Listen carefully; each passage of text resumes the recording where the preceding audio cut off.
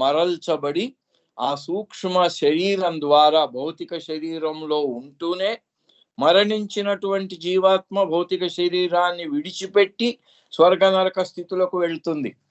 కానీ ఆధ్యాత్మిక మార్గంలో ముందుకు వెళ్ళే అటువంటి జీవాత్మ ఎప్పుడైతే రెండవ భూమికలోకి ప్రవేశిస్తుందో ఆ రెండవ భూమికకు చెందినటువంటి స్వర్గం నరకం అనే అటువంటి ఆకాశాన్ని చూస్తుంది అని చెప్తూ బాబా చెప్పటం జరిగింది. బట్ అయితే సద్గురువు యొక్క సహాయంతో వెళ్ళిన వాడేమో అతను నేరుగా దూరాన్ని నుంచి మాత్రమే ఆ ఆకాశాన్ని చూసి స్వర్గ నరకం అనే ఆకాశాన్ని చూసి మళ్ళీ మూడో భూమికకు వెళ్ళిపోతాడు. కానీ సద్గురువు సహాయం లేనివాడు ఇక్కడ ఈ స్వర్గ స్థితిలో ఉన్న ఆనందంలో మునిగి అక్కడ చిక్కుబడిపోయే అవకాశం ఉంటుంది అని చెప్తూ ఇప్పుడు మూడవ భూమికకు వెళ్తున్నాము. మూడవ భూమికలో third sky, here again as in the case of the first sky, మొట్టమొదటి భూమికకు చెందినటువంటి ఆకాశంలో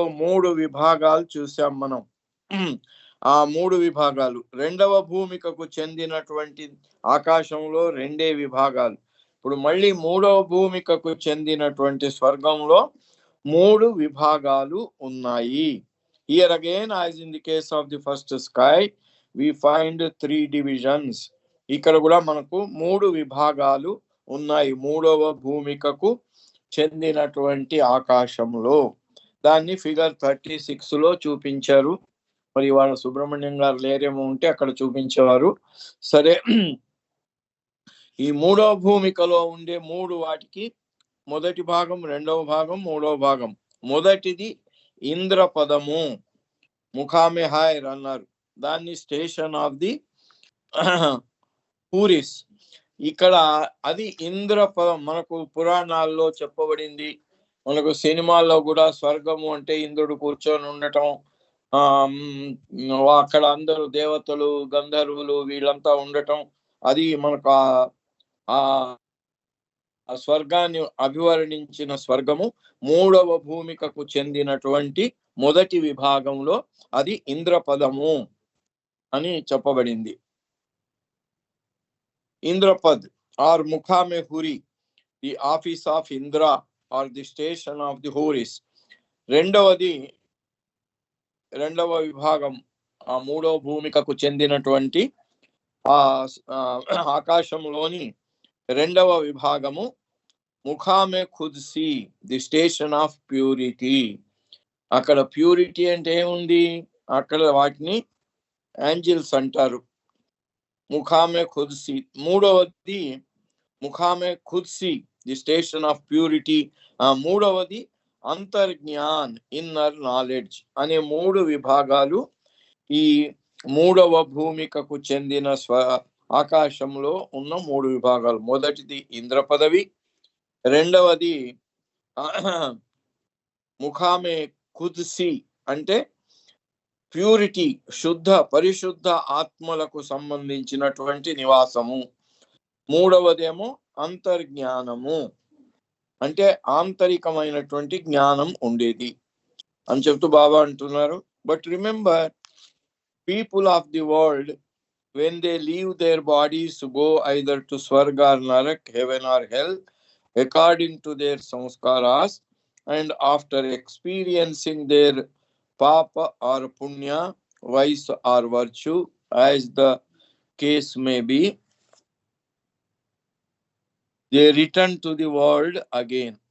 ఇక్కడ మనం చెప్పుకున్నటువంటి రెండవ భూమికకు సంబంధించిన ఆకాశంలోని స్వర్గ నరక స్థితులకు వెళ్ళినటువంటి జీవాత్మలు, మరణానంతరం వెళ్ళిన జీవాత్మలు, అక్కడ వాళ్ళ అనుభవం అయిపోగానే పుణ్యం పాపం వాటి ప్రకారంగా వాళ్ళ అనుభవాలు అయిపోగానే మళ్ళీ జన్మ ఎత్తి మళ్ళీ స్థూల ప్రపంచంలో పుడతారు. Such persons after death can ascend only to the second sky for the heaven or hell and no further. అలాంటి జీవాత్మలు అంటే మరణానంతరం పుణ్యపాపాల ప్రకారంగా స్వర్గ నరక స్థితులకు వెళ్ళే వాళ్ళు రెండవ భూమిక యొక్క ఆకాశం దాకా వెళ్ళగలరు, అంతకు మించి వెళ్ళలేరు. అక్కడ అనుభవం అయిపోగానే మళ్ళీ భూమి మీదికి వచ్చి మళ్ళీ ఒక తల్లి గర్భంలో ప్రవేశించి ఇంకొక శరీరంతో ఏకమై పునర్జన్మ పొందాలి. And yet there is an exception to this rule. ఈ రూల్ కూడా ఈ నియమానికి ఒక మినహాయింపు ఉంది అని బాబా చెప్తున్నారు. ఏంటట అది? Those few who practice special tap, jap and riyasat, that is to say abstinence, meditation and concentration for the attainment of this state of the third plane. Such persons, after leaving their body, go to the first part of the third sky. మామూలుగా మరణించిన వాళ్ళు చేసుకున్నటువంటి పుణ్యము పాపము ప్రకారంగా స్వర్గ నరక స్థితులకు వెళ్ళి, పుణ్యము ఎక్కువ ఉంటే స్వర్గము, పాపం ఎక్కువ ఉంటే నరకము, దానికి సంబంధించిన అనుభవాలను పొంది మళ్ళీ వెనక్కి వచ్చి పుడతారు. కానీ అలా కాకుండా ఈ పుణ్య పాపాలకు బదులుగా మానవ జన్మలో ఉండగానే బాగా తపస్సు చేసి బాగా ఆధ్యాత్మిక జీవనం కోసం పరితపించి ఎవరైతే అలాంటి సాధు జీవితాన్ని గడుపుతారో, దాంట్లో బాబా చెప్పారు జప తప రియాజత్ అంటే ఉపవాసాలు చేయటము, ఏకాంతవాసాలు చేయటము, ధ్యానాలు చేయటము, అనుకున్నటువంటి ఆ వస్తువు మీద గురువు మీదనో కాన్సన్ట్రేషన్ చేయటము, ఇవన్నీ చేసిన వాళ్ళు అంటే ప్రపంచానికంటే ఎక్కువగా పారమార్థికం కోసం పరితపించినటువంటి ఆత్మలు ఎవరైతే ఉంటారో వాళ్ళు డైరెక్ట్ గా మూడవ భూమికలోని ఇంద్రపదము అనే అటువంటి స్వర్గానికి వెళ్ళగలరు. Such persons, after leaving their body, go to the first part of the third sky. మూడవ భూమిక యొక్క ఆకాశములోని మొదటి భాగము ఇంద్రపదం, అక్కడికి వెళ్తారు, ఆ స్వర్గానికి. ఇంకక్కడ నరకం ఉండదు. రెండవ భూమికకు చెందినటువంటి ఆకాశంలో స్వర్గము నరకము రెండు ఉన్నాయి. పుణ్యం చేసుకున్న వాళ్ళు స్వర్గానికి, పాపం చేసుకున్న వాళ్ళు నరకానికి వెళ్తారు. కానీ జీవితం అంతా పరమార్థం కోసము తపస్సు నిష్ఠ నియమంతో వాళ్ళు కేవలం భగవంతుని యొక్క ధ్యానమే చేసిన వాళ్ళు డైరెక్ట్ గా మూడవ భూమికలోని ఇంద్రపదానికి, అసలైన స్వర్గానికి వెళ్తారు. అది ఇంద్రుడు ఉండే అసలైన స్వర్గము. This first part of the third sky, as we say, bears the designation of Indrapad or the station of Indra. దీనికి ఇంద్రపదమని, ఇంద్రుడు ఉండే అటువంటి స్వర్గము అని చెప్పబడుతుంది. Naturally, they make their way into this sky in their subtle bodies. అక్కడికి ఎలా వెళ్తారు వాళ్ళు? మరి వాళ్ళ యొక్క సూక్ష్మ శరీరంతోనే వెళ్తారు, not in the gross body. అక్కడికి గ్రాస్ బాడీతో వెళ్ళే అవకాశం ఉండదు. Here they remain for one entire cycle of yugas. ఆ ఇంద్రుని యొక్క స్వర్గానికి, ఇంద్రపదం అనే స్వర్గానికి, మూడవ భూమికకు చెందిన ఆ ఇంద్రపదం అనే స్వర్గానికి వెళ్ళిన వాళ్ళక్కడ ఇక్కడనేమో రెండవ భూమికకు చెందిన స్వర్గము నరకం అనే స్థితిలోనేమో వాళ్ళు ఎక్కువగా ఉన్న పుణ్యం ఖర్చు అయ్యేదాకా మాత్రమే ఉంటారు, ఎక్కువగా ఉన్న పాపం ఖర్చు అయ్యే వరకు మాత్రమే నరకంలో ఉంటారు, తర్వాత మళ్ళీ జన్మ ఎత్తుతారు.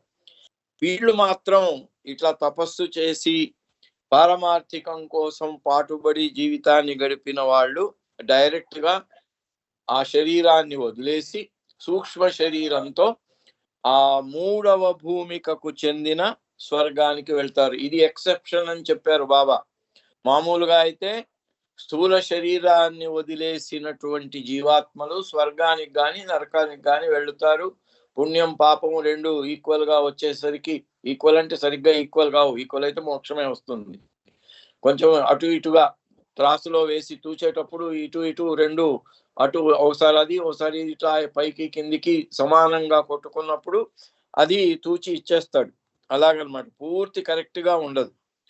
సో ఇక్కడ ఒక మినహాయింపుగా శరీరం చాలించిన వాళ్ళు మామూలుగా వెళ్ళే స్వర్గ నరక స్థితులకు వెళ్లకుండా ఇంద్రుని పదం అనే స్వర్గానికి వెళితే వాళ్ళక్కడ ఎంటైర్ సైకిల్ ఆఫ్ యుగాస్, అంటే సైకిల్ ఆఫ్ యుగాస్ అంటే మన దగ్గర చెప్పబడింది కృత త్రేత ద్వాపర కలియుగాలు, 4 యుగాలు అని చెప్పారు.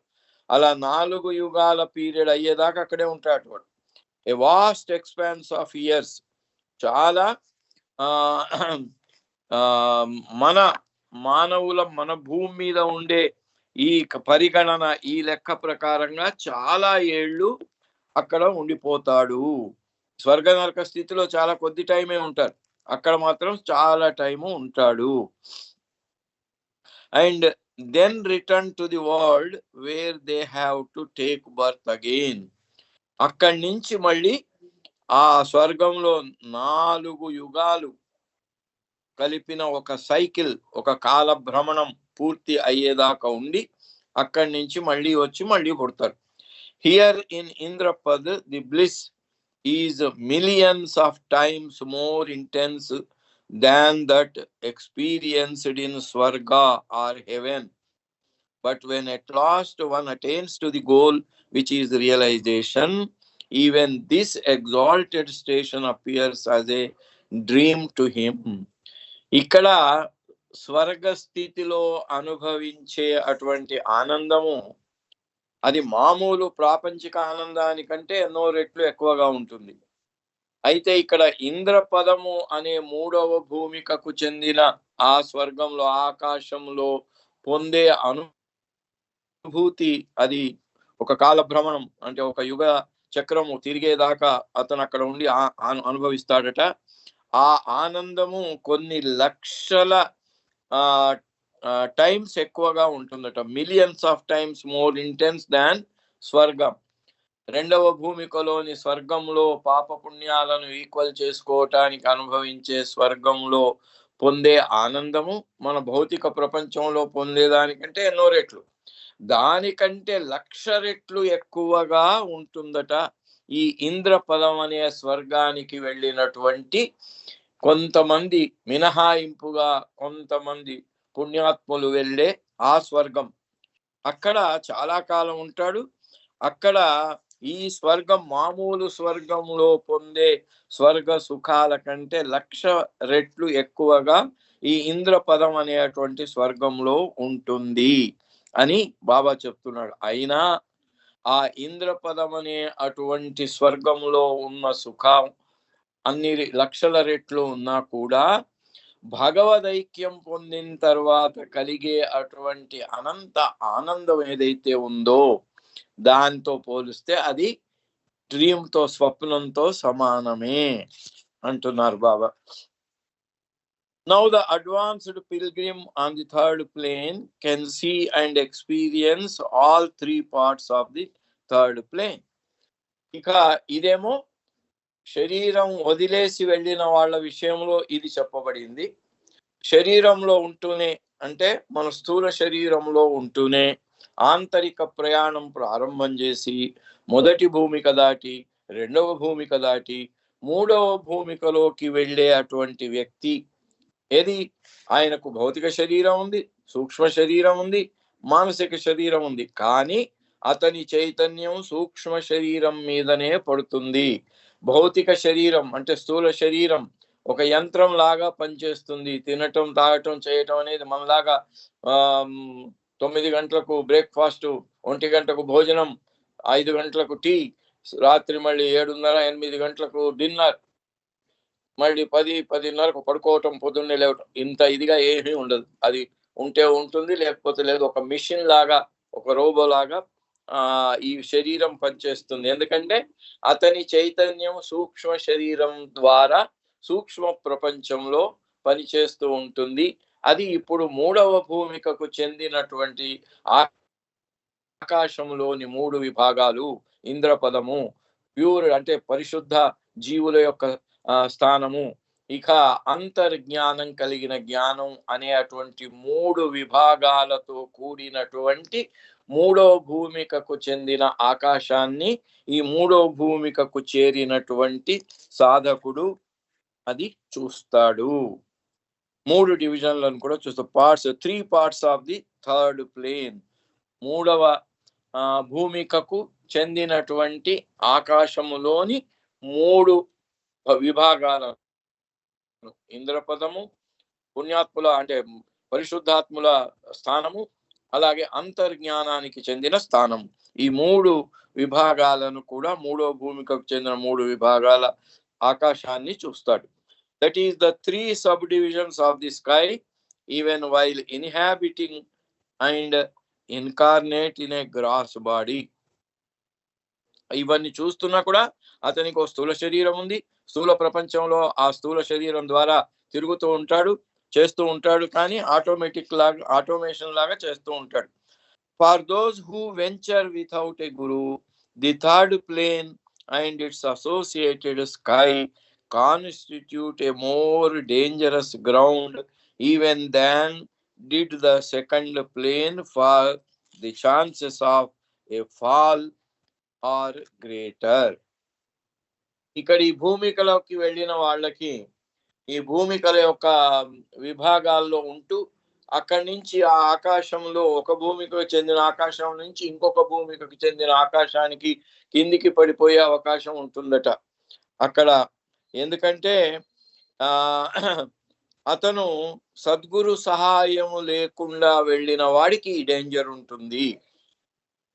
వితౌట్ ఏ గురు ఎవరైతే ఈ ఆధ్యాత్మిక మార్గంలో భూమికలను దాటుతూ వెళ్ళే ప్రయాణములో వాళ్లకు వాళ్ళు స్వయంగా వెళ్ళే వాళ్ళకి ఈ ప్రమాదం ఉంటుంది. ఒక భూమిక యొక్క ఆకాశం నుంచి ఇంకొక భూమిక యొక్క ఆకాశానికి పడిపోయే అవకాశం ఉంటుంది. The one travelling with a guru of course incurs no such risk. అయితే ఒక గురువు యొక్క పర్యవేక్షణలో ఉండి, గురువు గారి పర్యవేక్షణలో ఈ ఆంతరిక ప్రయాణాన్ని చేస్తూ భూమికల ద్వారా వెళ్ళే వాడికి ఆ ప్రమాదము ఉండదు. Since the Guru would not allow him actually to experience these planes and their paraphernalia, but merely to see them. ఇక్కడ గురువు గారి పర్యవేక్షణ లేకుండా వెళ్ళిన సాధకుడికి ఆ ఆకాశంలోని ఈ 3 విభాగాల్లో ముఖ్యంగా ఇంద్రపథానికి చెందినటువంటి స్వర్గంలో ఆ అనుభూతులు, ఎందుకంటే ప్రాపంచికమైన వీటికంటే కొన్ని లక్షల రెట్లు ఎక్కువ ఆనందాన్ని కలిగిస్తాయట అక్కడ. అలాంటి అనుభూతులు కలుగుతాయి అక్కడ. అందుకే మన వాళ్ళు చూపించారు కదా దేవకన్యలు, వీళ్ళు రంభా, ఊర్వశి, వీళ్ళంతా డ్యాన్సులు, అంటే ఇంకా దాంట్లోనే మునిగిపోయి ఉంటాడు. అంటే మన ప్రాపంచికమైనటువంటి దీంట్లో ఆనందాలంటే ఏంటి? ఎంజాయ్మెంటే కదా. ఈ ఎంజాయ్మెంట్ తో పోలిస్తే కొన్ని లక్షల రెట్లు ఎక్కువగా అక్కడ ఉంటుంది. కానీ గుర్తుపెట్టుకోవాలి, అక్కడ స్థూల శరీరం లేదు, మనలాగా స్థూల శరీరం. మరి ఇక్కడ ఆడ మొగ తేడా, ఇక్కడ ఉన్న మరి ధనిక ఇవన్నీ ఈ తేడాలన్నీ ఈ శరీరంతోనే ఉంటాయి, అక్కడ ఉండవు. అక్కడ ఆ స్వర్గంలో ఉండే వాళ్ళకి ఎంజాయ్మెంట్ ఉంటుంది, సూక్ష్మ శరీరం ద్వారా ఉంటుంది గనక. సూక్ష్మ శరీరానికి, సూక్ష్మ ప్రపంచానికి చెందినటువంటి అన్ని శక్తులు అందుబాటులో ఉంటాయి కనుక వాళ్ళ ఆనందం ఆ లెవెల్లో ఉంటుంది. కాకపోతే సద్గురువు గాని పర్యవేక్షణ, అందుకే బాబా అన్నాడు, I will take you blindfolded. ఏ భూమిక ఏది అన్న, don't worry about that, I will take you blindfolded అన్నాడు బాబా. మీ కళ్ళకు గంతలు కట్టి తీసుకెళ్తాను అంటే, ఇలాంటి ఆనందాలు అక్కడ శక్తులన్నీ సమకూరిన తర్వాత వచ్చే అటువంటి ఆ ఆనందము, ఆ ఇది సద్గురువు చూపిస్తాడే తప్ప దాంట్లో పొయ్యి అనుభవించి మునిగిపోయేలాగా చెయ్యడు. ఇప్పుడు వెహికల్లో వెళ్తున్నాము, ఓ ట్రైన్లో వెళ్ళేవాడు వెళ్తున్నాడు, ట్రైన్ వెళ్తూనే ఉంది, కానీ ఆ పక్కనే ఉండే నగరంలో ఉండే రకరకాలైనటువంటి ఆకర్షణలు ఆ ట్రైన్ కదులుతూ వెళ్తుంటూనే చూస్తుంటాడు. ఇదిగో ఇది ఇది ఇది ఇది అని దాంట్లో తెలిసిన వాడు ఎవరైనా ఉంటే చెప్తూ ఉంటాడు, వీడు చూస్తూ ఉంటాడు అంతే. దిగి అక్కడికి వెళ్ళిపోడు. అట్లా సద్గురువు యొక్క పర్యవేక్షణలో వెళ్ళేవాడు ఆ రైల్లో వెళ్ళేవాడిలాగా వెళ్ళిపోతూనే ఉంటాడు. సద్గురువు చేయి పట్టుకొని, కొంగు పట్టుకొని. మనం అందుకే బాబా దామన్ను చిట్ట చివరి వరకు దృఢముగా పట్టుకొని ఉంటే, ఆ దృఢముగా పట్టుకొని ఉంటే మనం ఆ రైలు దిగము, ఎక్కడ పడిపోము, నేరుగా వెళ్ళిపోతూ ఉంటాం. రైలు ఇంజన్ బాబా, రైలు ఇంజన్ బాబా అన్నమాట. కాబట్టి ఆయన కట్టి పెట్టుకొని ఉన్న ఏ డబ్బా అయినా ఆయనతో పాటు వెళ్ళిపోతూ ఉంటుంది. ఇక్కడ గురువు యొక్క పర్యవేక్షణ లేని వాళ్ళు మాత్రం అట్లా వెళ్ళి అక్కడ ఏముందో చూద్దాము అని వెళ్ళి దాంట్లో పడిపోయారనుకోండి, ఆ experience actually to experience these planes and their paraphernalia but merely to see them చూపిస్తాడే సద్గురువు గాని ఆ అనుభవాలను పొందుతూ అక్కడ ఉండిపో అని మాత్రం వదిలేయడు. What comes next? ఇంకా ఆ తర్వాత వచ్చేది ఏమిటి? We have reached the second part of the third sky. మొదటి పార్ట్ ఇంద్ర పదవి, ఆ ఇంద్రుని యొక్క స్వర్గం. ఇక రెండవది దాన్ని బాబా ఏం చెప్పాడు పర్షియాలో, ముఖామే ఖుద్సి ఇన్ దిస్ స్కై ఆర్ ఆస్మాన్ abide celestial souls divine spirits. అక్కడ దివ్యాత్మలు ఉంటారు. They have subtle bodies but never take gross form. వాళ్ళు సూక్ష్మ శరీరంతో ఉంటారు. ఆ సూక్ష్మ శరీరంతో ఉండేవాళ్ళు ఎప్పుడు మన భూలోకానికి వచ్చి ఇక్కడ భూలోకంలో మనలాగా ఈ మానవ శరీరాన్ని ధరించరు. వాళ్లకు అందుకే అమరంలో చెప్తారు, వీళ్ళని దేవతలుగా పోల్చి త్రిదశ విబుధాసురాహ అన్నారు. త్రిదశ అంటే 30 ఏళ్ల వయస్సు వాడు ఎట్లా ఉంటాడు, ఎప్పుడు వాళ్ళ వయస్సు 30 ఏళ్ళేనట, ఎన్ని సంవత్సరాలు యుగాలు గడిచినా కూడా. త్రిదశ విబుధాసురాహ అంటే వాళ్ళని దేవతలు అన్నారు. వాళ్ళు అలాగే ఉండిపోతారు కానీ వాళ్లకు ఈ జరా మృత్యువులు లేవు. మనలాగా ఈ భౌతిక శరీరాన్ని ధరించి దీని ద్వారా కష్ట సుఖాలు పొందేది లేదు. అందుకని వాళ్ళను దేవతలు అన్నారు. And which they have subtle bodies but never take gross forms. వాళ్ళకు సూక్ష్మ శరీరాలే ఉంటాయి, ఈ భౌతిక శరీరాలు ఉండవు. భౌతిక శరీరంలోకి అక్కడ స్వర్గంలో పుణ్యం అయిపోయిన తర్వాత మళ్ళీ పోయి భౌతిక శరీరం ధరించినట్టుగా వాళ్ళకు ఉండదు. అందుకని వాళ్ళను they are also known as angels. అందుకని వాళ్ళను ఏంజల్స్, దేవదూతలు, దేవతలు. మన వాళ్ళు దేవతలు అంటారు, వీళ్ళు దేవదూతలు అన్నారు. అండ్ దేర్ అబోర్డ్ యాజ్ ఫరిస్తా దేవలోక్. వాళ్ళ దాన్ని ఫరిస్తా అంటారు. ఏంజల్స్ ను ఉర్దూలో ఫరిస్తా అంటారు, పార్సీ ఉర్దూ భాషల్లో ఫరిస్తే అంటారు. మనకు హైదరాబాద్ లో బాబా నవజీవనం తర్వాత మహాబలేశ్వర్ నుంచి శర్మన్ అయిన తర్వాత వచ్చి ఇక్కడ ఒక నవాబుని, ఆయన ఎంత పెద్ద నవాబు అంటే ఇంటి ముందర ఏనుగులు ఉండేవి, ప్రయాణానికి స్పెషల్ సెలూన్ ఉండేది ఆయనది, రైల్వే. అంతటి గొప్ప ఆయన పాపర్ అయిపోయినాడు, నిరుపేద అయిపోయినాడు. ఆ మడ్ఫోర్డ్ లో వరండాలో విరిగిపోయిన మంచం మీద పడుకొని ఉన్న ఆయన దగ్గరికి బాబా వెళ్ళి కాళ్ళు కడిగి 500 ఇవ్వటం, ఆయన మూర్చపోవడం. వచ్చిన తర్వాత భార్య గవర్నమెంట్ హాస్పిటల్కి పోయింది మందు దేవటానికి ఆయన. అయితే ఆమె వచ్చిన తర్వాత ఎప్పుడైతే ఈయన కాస్త మూర్చపోయిన స్థితిలో ఉన్నాడో, లేస్తుంటే పట్టుకొని అయ్యో అయ్యో ఏమైంది ఏమైంది, ఏం చేశారు వీళ్ళు మిమ్మల్ని అంటే, ఆయన అంటాడు అప్పుడు, వాళ్ళని ఏమనకు, ఓ ఫరిస్తే హే అంటాడు ఆయన. అంటే వాళ్ళు దేవదూతలు. ఎందుకంటే ఇలాంటి పరిస్థితిలో ఉన్న మనకు 500 దైవదక్షిణ ఇచ్చి కాళ్ళు కడిగి దైవదక్షిణ ఇచ్చారు. ఫరిస్తే అన్నాడు. ఇక్కడ ఈ రెండవ విభాగం, మూడవ భూమికకు చెందిన రెండవ విభాగాన్ని ఫరిస్తే అంటే దేవదూతలు ఉండే దేవలోకము అన్నారు. They secure a chance of descending and coming down to this world only after 4 cycle or yugas. అక్కడ వాళ్ళు మరి 4 సైకిల్స్ ఆర్ యుగాస్ అంటే ఇది మన హిందూ మైథాలజీతోని చూసినట్టయితే కృత త్రేత ద్వాపర యుగాలు అనేటువంటి 4 యుగాల తర్వాత ఒక కాలచక్రం కాల భ్రమణం అంతం అయ్యేటువంటి ఆ కాలం దాకా వాళ్ళు అక్కడ ఉంటారట. They enjoy the greatest happiness. ఇక వాళ్ళకి సుఖమే, దుఃఖం అనేది వాళ్ళకు అసలు తెలియనే తెలియదు. Yet still they crave for a body.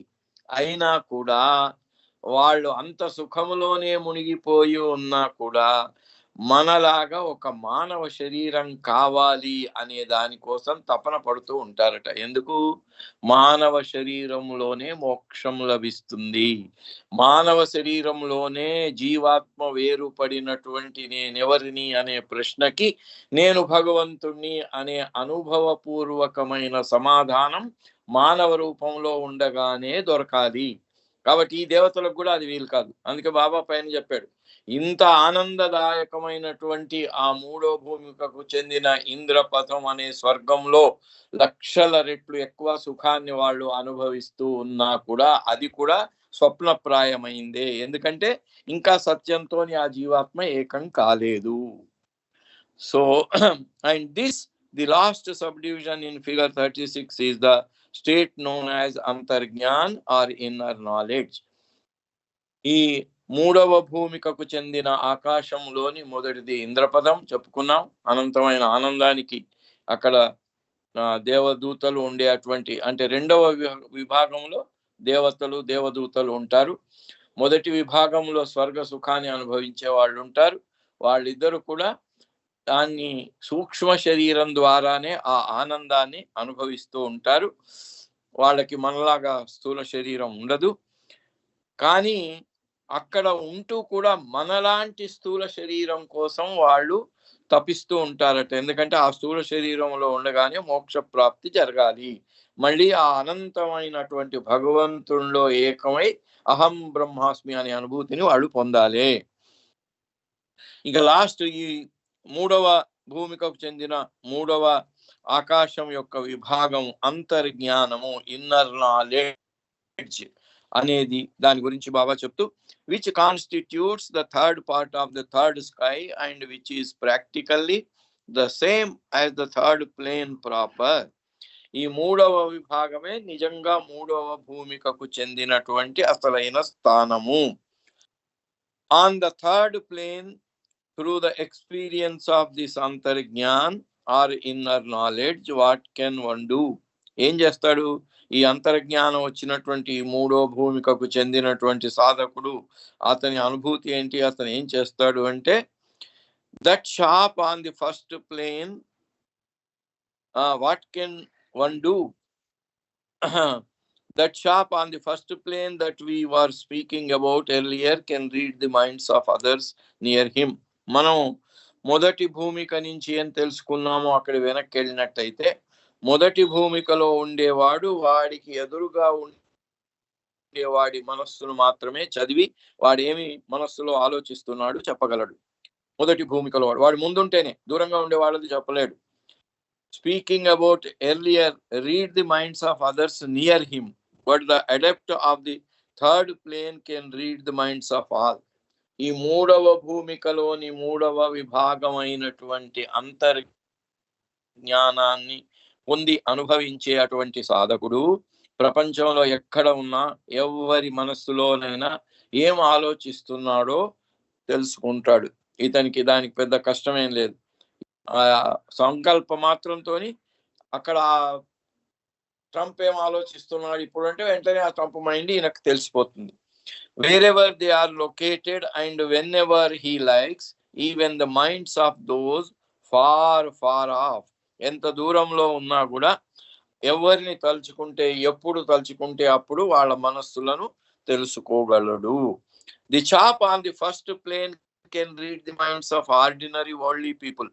మొదటి భూమికలో వాడు తనకు ఎదురుగా ఉండేవాళ్ళు అది కూడా మామూలు మనుషులే. సెకండ్ ప్లేన్ లో వాడు వాడిని ఎదురుగా వస్తే వాడి మనసులో ఏముందో తెలుసుకోలేడు. అందుకే బాబా దగ్గరికి ఒకసారి అమెరికాలో ఒక ఆయన మైండ్ రీడింగ్ అనే అటువంటి ఆర్ట్ నేర్చుకున్న అతను వచ్చి బాబా ముందు కూర్చొని ఎంత ట్రై చేసినా కూడా బాబా మైండ్ ఆకాశం లాగా ప్లేన్ గా బ్లాంక్ గా కనిపిస్తుంది. ఆయన అవస్థ పడిపోతున్నాడు, నా మైండ్ బాబా రీడ్ చేస్తున్నాడు కానీ బాబా మైండ్ ఏముందో నాకు తెలియట్లేదు అని చెమట పట్టింది ఆయనకి. అట్లా ఈ ఫస్ట్ ప్లేన్ లో ఉండేవాడికి మామూలు మనుషుల యొక్క మనసునే రీడ్ చేయగలడు. తనకంటే పైన ఆధ్యాత్మిక మార్గంలో ఉండే వాళ్ళ మనస్సులు ఆయన చదవలేడు. Wherever they are located and whenever he likes, even the minds of those far off. The chap on the first plane can read the minds of ordinary worldly people, but this fellow on the third plane can see everyone, even those on the first and second planes. ఈ third plane లో ఉండే అతను మొదటి రెండు భూమికల్లో ఉండేటువంటి ఆధ్యాత్మిక సాధకుల మనస్సు కూడా చదవగలడు. అది మొదటి భూమికలో వాడు చేయలేడు. Even those on the first and second planes and the three parts of the third sky, though the fourth plane and the minds of those on it are beyond his field of vision.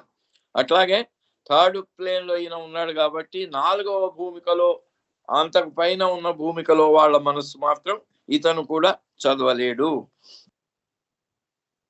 Beyond his field of vision. The first plane chap can see any part of the gross world, but the third planer can see the subtle world as well. మొదటి భూమికలో ఉండేవాడు స్థూల ప్రపంచాన్ని ఎక్కడ ఏమి ఉంది, ఏం జరుగుతుంది అనేది చూడగలడు. కానీ ఈ మూడవ భూమికలో ఉండేవాడు సూక్ష్మ ప్రపంచంలో కూడా ఏం జరుగుతున్నాయి, మరి సూక్ష్మ ప్రపంచం నుంచే ఈ సృష్టి మనం చదువుకునేటువంటి క్రియేషన్ అండ్ ఇట్స్ కాజెస్ కదా. ఈ క్రియేషన్ ఎక్కడి నుంచి జరుగుతుంది? సూక్ష్మ ప్రపంచం నుంచి జరుగుతుంది. ఆ సూక్ష్మ ప్రపంచంలో ఇవన్నీ ఎలా పుట్టుకొస్తున్నాయి అదంతా కూడా ఇతను చూడగలడు మూడవ భూమికలో ఉండేవాడు. We have arrived at last at the great stumbling block that is the fourth plane. అలా ఈ థర్డ్ ప్లేనర్ ఆయన సటిల్ ప్రపంచాన్ని దీన్ని కూడా చూడగలడు. ఇక అక్కడి నుంచి మూడవ భూమిక నుంచి నాలుగవ భూమికకు వెళ్ళే అక్కడికి బాబా వెళ్తున్నారు. We have arrived at last at the great stumbling block that is the fourth plane. From this high place many have fallen all the way back to stone state. You will recall the simile given on an earlier day of a fast moving motor car turning topsy-turvy as it speeds into a sharp curve. This circumstance and its peril are alluded to the Persian couplet.